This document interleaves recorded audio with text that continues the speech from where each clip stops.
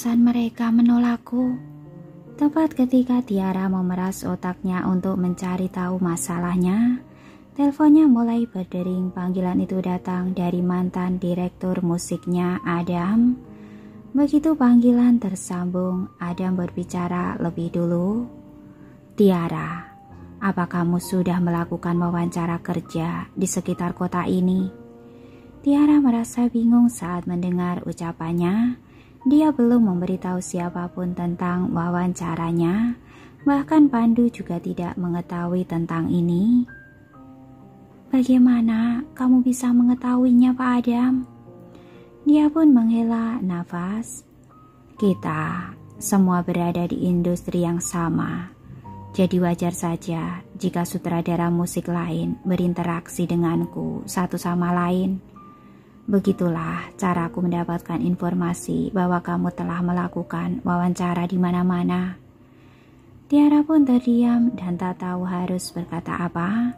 Awalnya dia beranggapan kalau dirinya sangat merahasiakan informasi tentang wawancaranya. Bahkan adik laki-lakinya tidak tahu apa-apa tentang masalah ini. Jadi seharusnya orang luar juga tidak mungkin mengetahuinya. Siapa yang tahu kalau berita tentang penolakannya di mana-mana sudah menyebar ke seluruh industri musik? Namun ini bukanlah waktunya untuk bertanya-tanya mengapa semua orang bisa mengetahui hal itu. Lebih penting lagi untuk mengetahui kenapa ini sampai terjadi. Tiara merasa ragu untuk beberapa saat sebelum bertanya dengan suara yang serak. Tapi, kenapa? Aku tahu apa yang sedang kamu pikirkan, tapi kamu adalah orang yang sangat pintar. Tidakkah kamu tahu, kamu sudah menjadi sasaran? Tak ada orkestra di kota Metro Jaya yang mau mengambil risiko dibubarkan karena sudah mempekerjakanmu. Tiara, kita sudah saling kenal begitu lama. Aku harap kamu akan menyerah dengan wawancara itu. Tak peduli apapun yang akan kamu lakukan, hasilnya akan sama saja. Awalnya Adam mengira kalau Tiara akan paham dengan situasinya. Bertentangan dengan harapannya, Adam terus menerima berita tentang bagaimana Tiara sudah melakukan wawancara di mana-mana. Meskipun sudah berhari-hari sejak dirinya pertama kali ditolak, wanita itu akhirnya terjebak dalam sebuah lingkaran tetap dan setiap harinya menghadiri wawancara dan terus ditolak. Meskipun ditolak berulang kali, Tiara terus berlarian dan bertanya kemana-mana. Dia bekerja tanpa lelah seperti gasing yang tak bisa berhenti. Itu semua dengan harapan bahwa salah satu orkestra akan menerimanya. Adam awalnya tak ingin mengatakan kebenaran yang begitu mengerikan ini, tapi dia tak tahan untuk terus menyaksikan perjuangannya. Bagaimanapun juga, pria itu sangat menyadari betapa pekerja keras dan berbakatnya seorang Tiara. Karena alasan inilah, Tiara tak bisa menerima informasi yang begitu mengejutkan seperti itu. Jika Tiara terus gagal dalam wawancaranya, dia mungkin mulai meragukan kemampuannya. Pada akhirnya wanita itu mungkin tak akan pernah mempunyai keberanian lagi untuk bermain biola lagi. Itu akan menjadi kerugian yang besar bagi industri musik. Adam tak mampu jika harus melihat seorang bintang baru yang sedang naik daun jatuh begitu saja. Karena itu dia pun memutuskan untuk menelponnya untuk mengingatkannya tentang keadaannya. Pria itu berharap bahwa Tiara akan berkecil hati hanya karena tidak ada yang memperkerjakannya. Ketika Tiara mendengar penjelasannya, dia pun sangat terkejut. Apa itu? Lagi-lagi karena keluarga Samuel. Tiara merasa bahwa ada sesuatu yang aneh selama wawancara. Tetapi dia begitu fokus dalam mencari pekerjaan sehingga dia tak sempat memikirkan grup Samuel. Pada awalnya dia berasumsi bahwa penampilan masa lalunya di National Symphony Concerto telah menyinggung teman-temannya. Jadi itulah mengapa mereka menolak untuk menerimanya. Tak pernah berpikir olehnya bahwa ternyata grup Samuel yang telah mengatur semua orang untuk menghindarinya seperti wabah. Baru setelah mendengar kebenaran dari Adam, Tiara sudah sepenuhnya memahami situasinya. Wanita itu tak tahu lagi bagaimana dia bisa mengakhiri panggilan itu atau apa yang dia katakan sebelum mengakhiri panggilan itu. Yang dia tahu hanyalah bahwa kepalanya sudah dipenuhi dengan pikiran untuk bergegas menemui Niko dan bertanya kepadanya mengapa mereka melakukan hal seperti ini padanya. Mengapa mereka harus memojokkanku seperti ini? Setelah mempertimbangkan lebih lanjut, Tiara segera menepis anggapan bahwa Niko berada di balik semua ini. Dia yakin bahwa Niko bukanlah dalangnya. Perbedaan antara mereka seperti siang dan malam. Status mereka sangat jauh sehingga mereka seperti dua garis yang paralel. Selama tak ada yang salah, kedua garis ini tak akan pernah berpotongan satu sama lain. Jika Niko memang tak ingin mendekatinya, maka dia bisa memilih untuk tidak bertemu dengannya lagi. Tak perlu baginya selalu membawa Gary untuk terus-terusan mengunjunginya. Kalau begitu, hanya ada satu jawaban yang memungkinkan. Dalang di balik semua ini adalah Vania. Mungkinkah dia menganggapnya sebagai pelanggaran kontrak? Karena aku sudah bertemu dengan Gary beberapa kali setelah aku mengundurkan diri. Hanya karena itu, dia menolak untuk mentolerir kehadiranku. Vania terlalu berlebihan untuk melakukannya. Memikirkan hal itu dengan penuh kemarahan, Tiara akhirnya membuat janji untuk bertemu dengan Vania. Mereka berdua memutuskan untuk bertemu di kafe tempat mereka terakhir kali bertemu. Mendengar Pandu baru saja mendirikan perusahaan, Vania berasumsi bahwa Tiara bertemu dengannya kali ini untuk meminta lebih banyak uang lagi. Vania sudah biasa dengan prinsip mengeluarkan uang untuk pencegahan bencana. Selain itu, palingan hanya beberapa puluh miliar. Jumlah itu bukanlah masalah baginya. Vania tak kekurangan jumlah uang yang sekecil itu, jadi dia mungkin juga akan menyerahkan uang itu dan menyelesaikan semuanya. Bagaimanapun, Tiara sudah bersikap sangat tegas dan sok ketika menolak uangku sebelumnya. Sekarang dia sudah kekurangan uang dan menyesali tindakannya dulu. Itu berarti dia memang menginginkan sesuatu dariku. Oleh karena itu, aku tak perlu membujuknya untuk menjauh dari Gary seperti sebelumnya. Karena itu dia langsung mengutarakan maksudnya. Nona Tiara, apa kamu sudah berubah pikiran? Berapa banyak uang yang kamu inginkan? Sebutkan saja jumlahnya. Sejak awal ekspresi Tiara sudah tampak dingin. Setelah mendengar Vania yang sudah mempermalukannya dengan ucapan seperti itu, ekspresinya praktis berubah menjadi sebeku es. Aku di sini bukan untuk uang. Ada sesuatu yang ingin kutanyakan padamu, Bu Vania. Dia menekankan setiap kata dengan hati-hati. Bu Vania, kamu telah membuatku kehilangan pekerjaan mengajarku. Apakah itu belum cukup? Kenapa sekarang kamu malah memboikot aku dari seluruh industri orkestra? Tidakkah menurutmu tindakan itu terlalu berlebihan? Tiba-tiba dituduh seperti itu membuat Vania merasa terkejut. Omong kosong apa yang sedang kamu bicarakan? Kenapa juga aku memboikotmu dari orkestra? Melihat Vania menolak untuk mengakui kejahatannya, Tiara lalu berbicara dengan gigi yang terkatup. Apa kamu belum mau mengakuinya? Baiklah, aku akan memberitahumu apa yang telah terjadi. Setelah National Symphony Concerto diakuisisi oleh grup Samuel, aku sudah dipecat tanpa penjelasan apapun. Lalu, aku mencoba untuk melakukan wawancara di orkestra yang lain. Tetapi tak ada orkestra yang mau mempekerjakan aku karena mereka tahu bahwa aku telah menyinggungmu, Bu Fania. Izinkan aku bertanya hal ini. Apakah kamu memang berencana untuk sepenuhnya menghancurkan hidupku? Tidakkah kamu berpikir bahwa melakukan hal ini sama saja seperti permainan anak-anak di rumah? Bukankah sikapmu sangat tidak dewasa?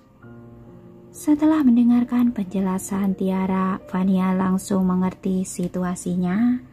Tanpa sadar, dia sudah cemberut dan menjawab dengan belak-belakan. Aku tak mengerti dengan apa yang kamu tuduhkan padaku. Masalah ini tak ada hubungannya denganku.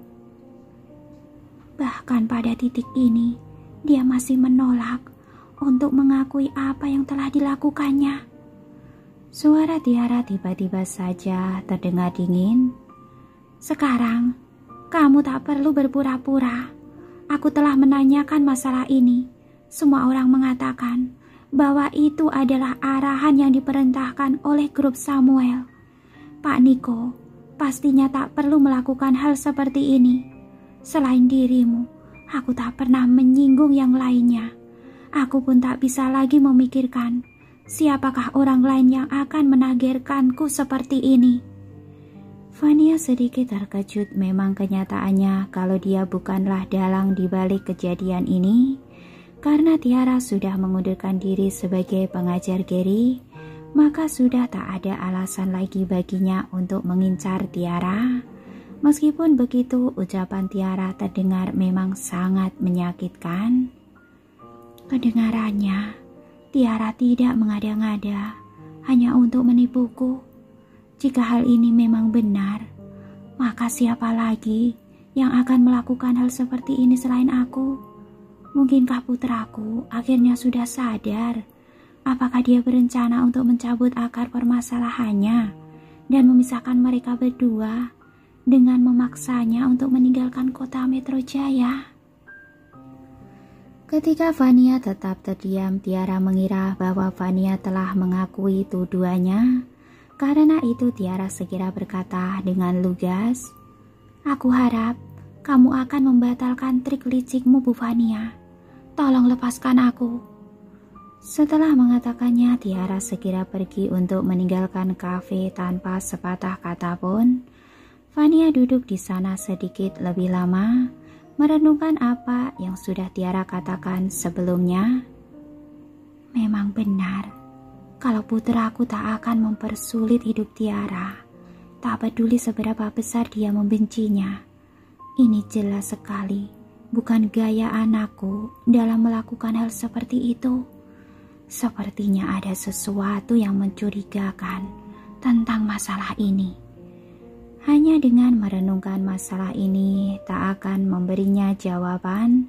Karena itu Fania juga pergi meninggalkan kafe. Ketika masuk ke mobil, Fania lalu menoleh ke pengemudi dan berkata, "Bantu aku untuk menyelidiki hubungan antara grup Samuel, National Symphony Concerto, dan Tiara Romario. Selidiki siapakah orang yang sudah menargetkannya." Sang sopir segera menerima perintah itu. "Siap, Bu Fania." Sejak kembali dari rumah Tiara, suasana hati Gary menjadi sangat baik.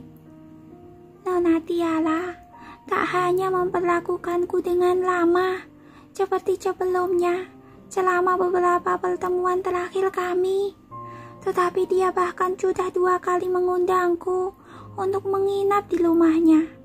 Perasaan melihat Nona Tiara ketika aku bangun pagi adalah pelajaran yang paling luar biasa."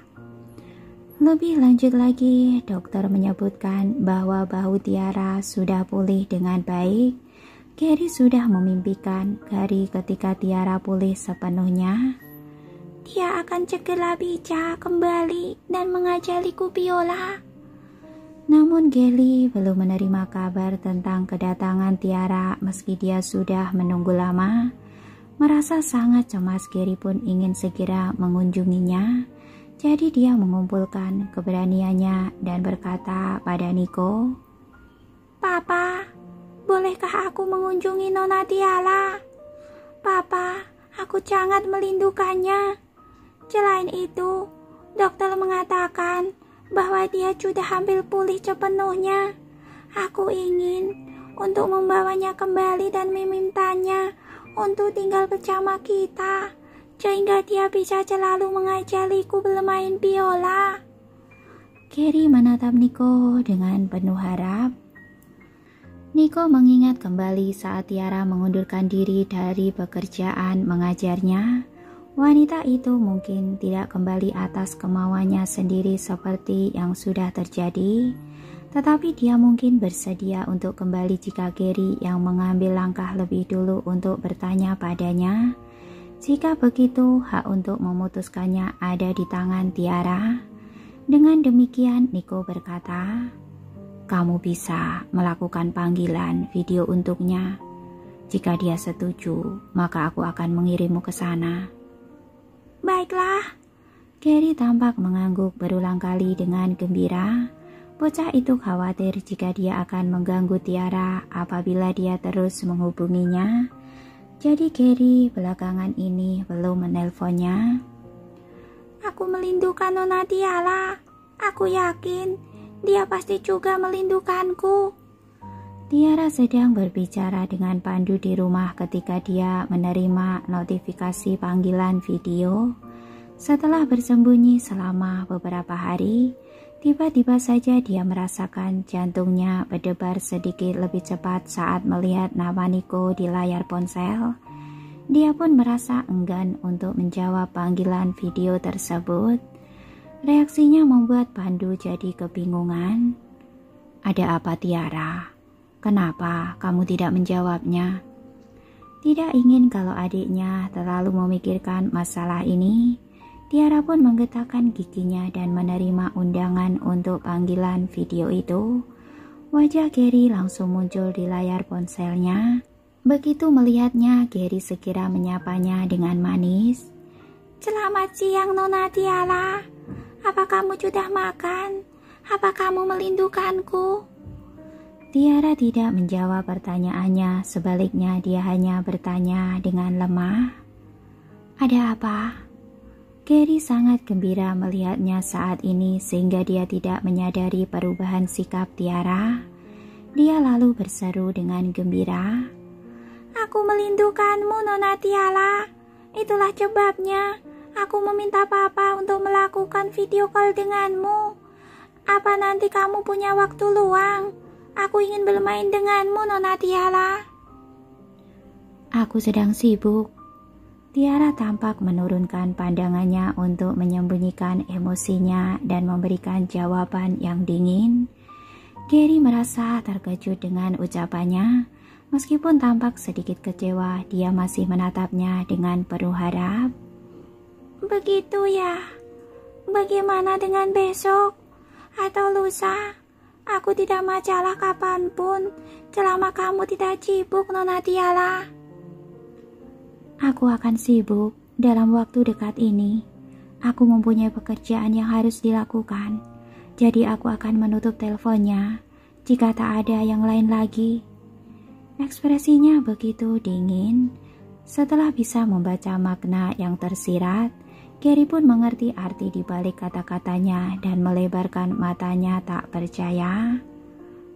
"Nona Tiara, apa ada yang salah?" Jawabannya pun sangat dingin, "Tidak." Segera setelah itu dia langsung mengakhiri panggilan video tanpa sepatah kata pun. Pandu yang berdiri di dekatnya juga cukup terkejut dengan sikapnya terhadap Gary. Tiara sangat mencintai Gary.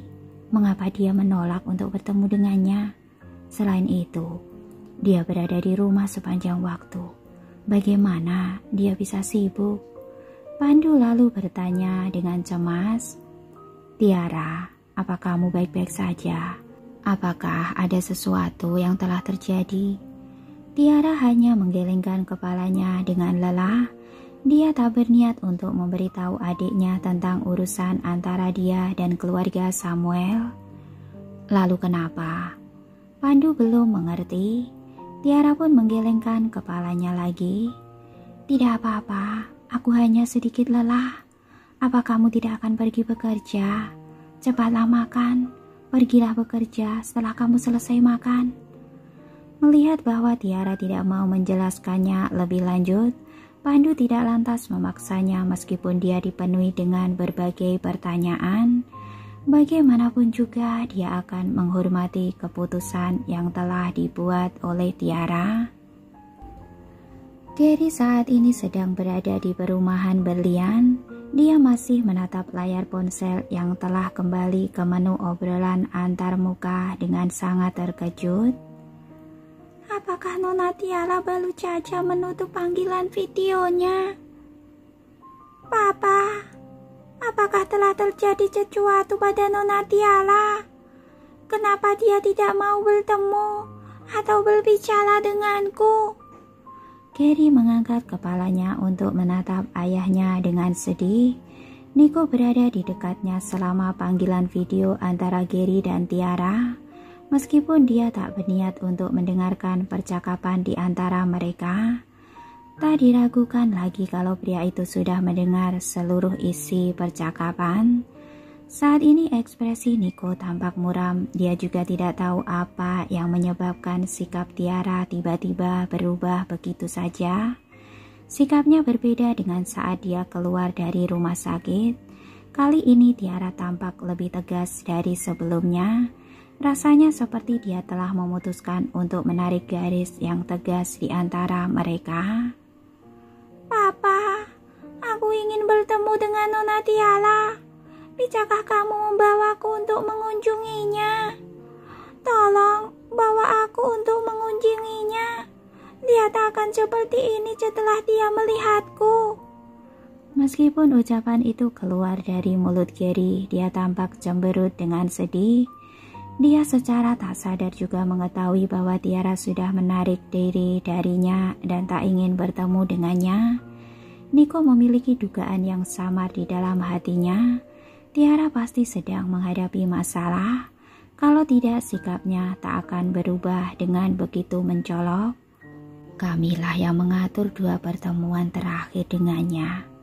Sementara dia sendiri tak pernah secara aktif menghubungi kami sebelumnya.